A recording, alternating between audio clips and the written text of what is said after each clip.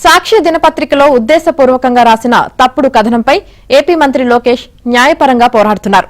ఈ కేసులో ఇవాళ ఉదయం విశాఖ కోర్టుకు లోకేష్ హాజరు కానున్నారు.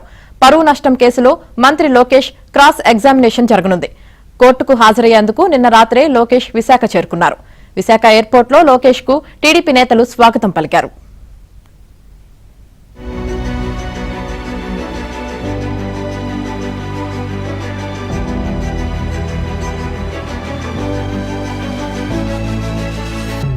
విశాఖ కోర్టుకు లోకేష్ హాజరు కానున్నారు.